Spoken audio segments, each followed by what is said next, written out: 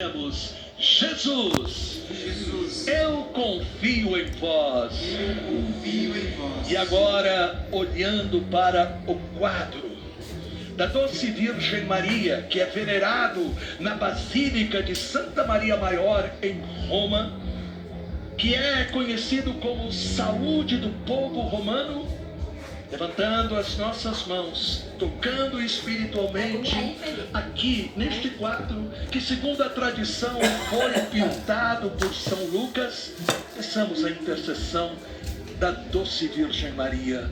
Ave Maria, cheia de graça, o Senhor é convosco. Bendita sois vós entre as mulheres, e bendito é o fruto do vosso ventre, Jesus. Santa Maria, Mãe de Deus, rogai por nós, pecadores, agora e na hora de nossa morte. Amém. E bata palmas para Jesus e para Maria.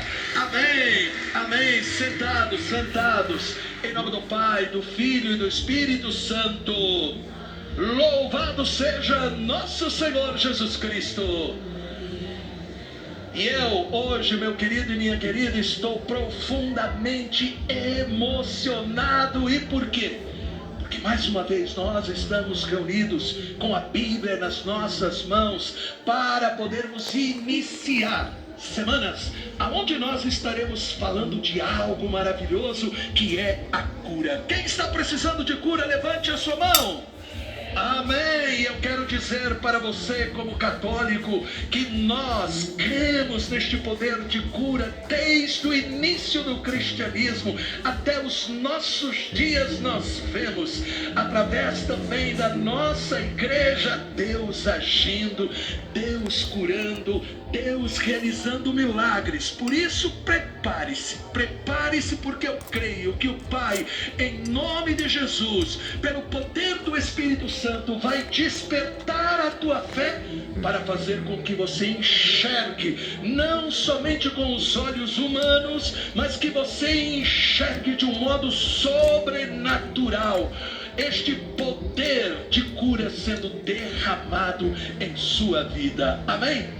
Porém, lembre-se, a cura não tem nada de estranho para nós cristãos, para nós católicos e nem para a Bíblia.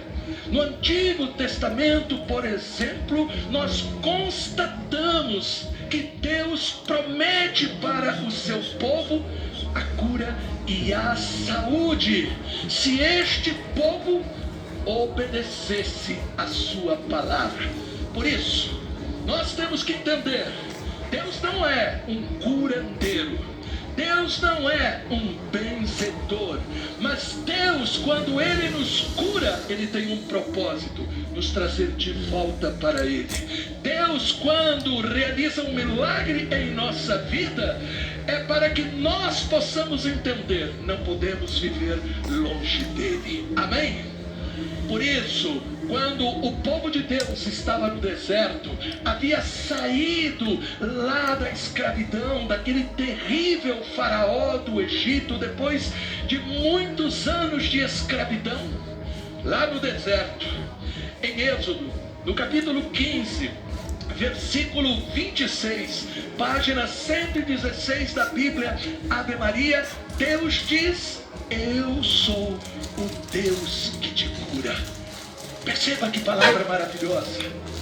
Perceba, preste atenção, meu querido, porque muitas vezes não somos abençoados porque não ouvimos, diz a palavra de Deus.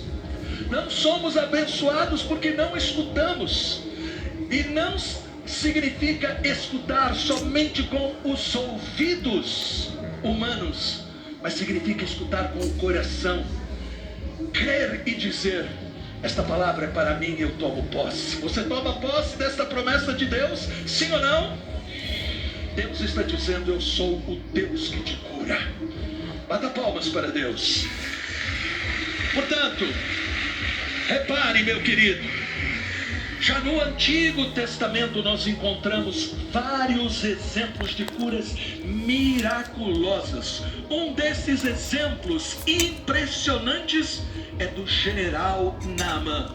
Ele não era israelita, ele não era judeu, ele não tinha a fé do povo de Deus. Pelo contrário, ele era um pagão, leproso, estava cheio de lepra, doença que vai descascando e tirando pedaços do corpo. Ele era importante, ele era comandante do exército do rei da Síria. Deus o curou de um modo espetacular. Como? Deus o curou, primeiro, fazendo com que ele fosse humilde, porque ele imaginava, porque ele era um general, que ele seria tratado de um modo diferente pelo profeta Eliseu. Porém, Eliseu não o recebe para lhe dar a lição de humildade. Muitas vezes Deus quer nos dar a lição de humildade, e muitas vezes nós não entendemos isso e ficamos decepcionados com Deus. Eliseu diz para Naamã, aí em 2 Reis, no capítulo 5, versículo 14, antes desse versículo, ele vai dizer para que Naamã vá para o rio Jordão se banhar. Naamã se revolta, porque na Síria existiam rios mais bonitos que o rio Jordão. O rio Jordão é um rio de água barrenta, não é bonito. Ele vale por aquilo que ele significa, mas não é um rio bonito, é barrento. A água é barrenta.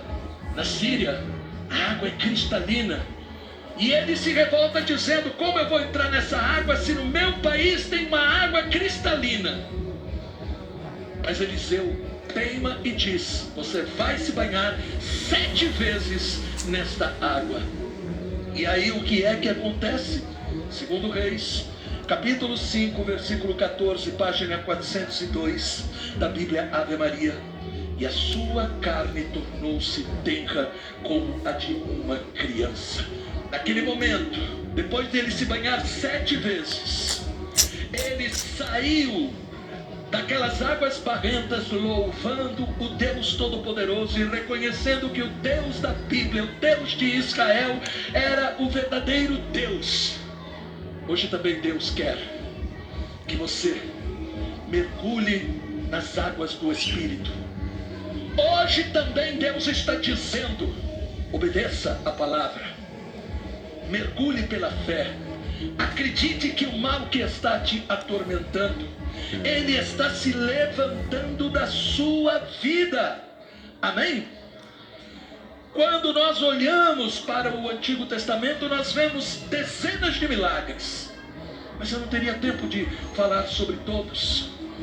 E é por isso que eu quero neste momento lembrar os milagres que aconteceram de um modo espetacular quando Jesus veio, enviado pelo Pai para ser o nosso médico e o nosso remédio.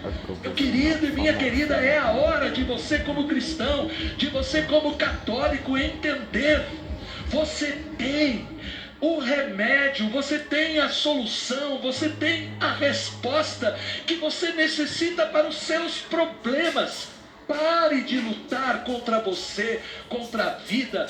Pare de imaginar que não existe um rumo para seguir. Existe um caminho. Existe uma única verdade que traz vida para você, e o seu nome é Jesus Cristo. O seu nome é Jesus Cristo. Ele veio para nos resgatar. Ele veio para dizer: não fique afastado de Deus. Não fique longe de Deus.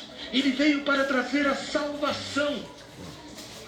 E ser salvo, eu não me canso de repetir, significa ser curado. A palavra salvação significa ser curado, ser tirado do fundo do poço, receber novamente a alegria.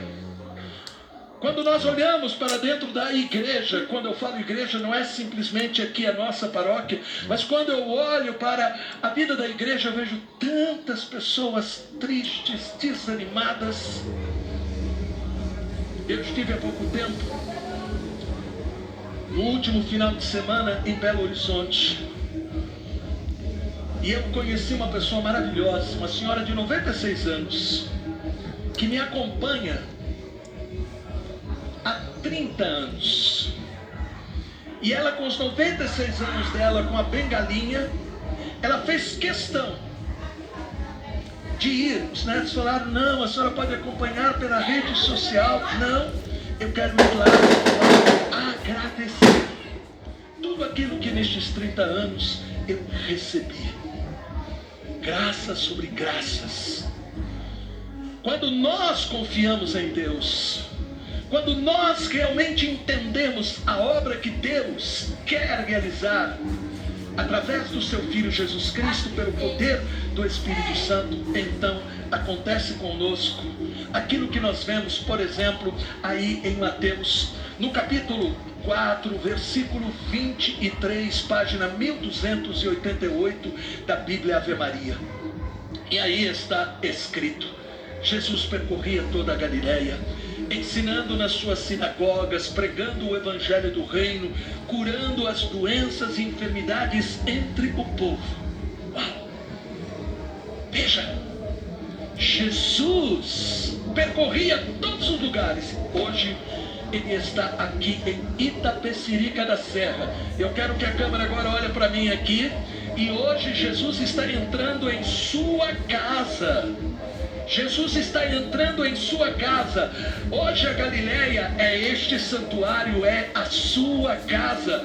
Hoje Jesus está falando com você. Quando eu começo a anunciar o Evangelho, quando eu começo a pregar o Evangelho, eu não estou falando de mim, eu estou falando daquele que é o Evangelho, que é Jesus.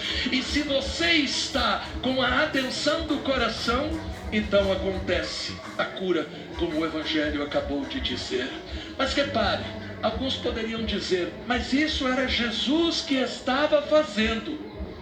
Porém, abra sua Bíblia aí em Mateus, no capítulo 10, versículo 8, página 1295 da Bíblia Ave Maria. E aí em Mateus 10, 8, Jesus disse para os seus discípulos: curai os doentes, ressuscitai os mortos, purificai os leprosos, expulsai os demônios, recebestes de graça dai.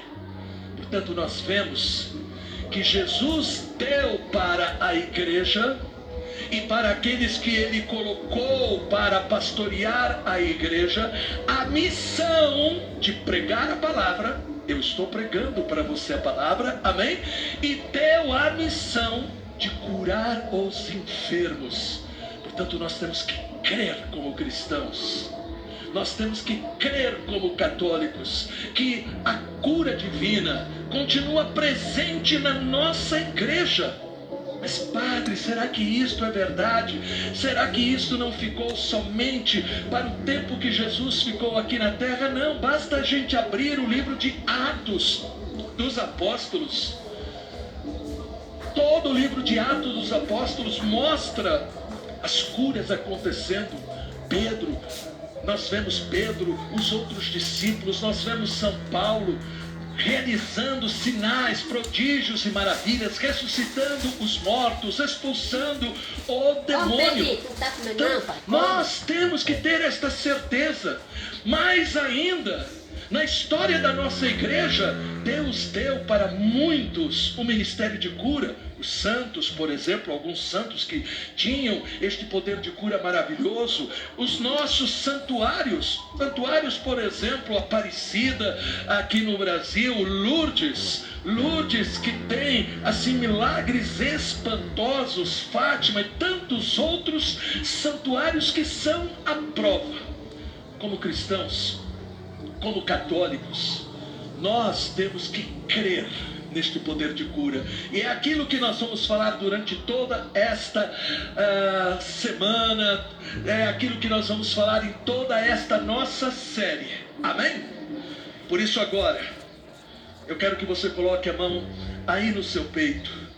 E Jesus diz aqui em Marcos, capítulo 16, versículos de 17 a 18.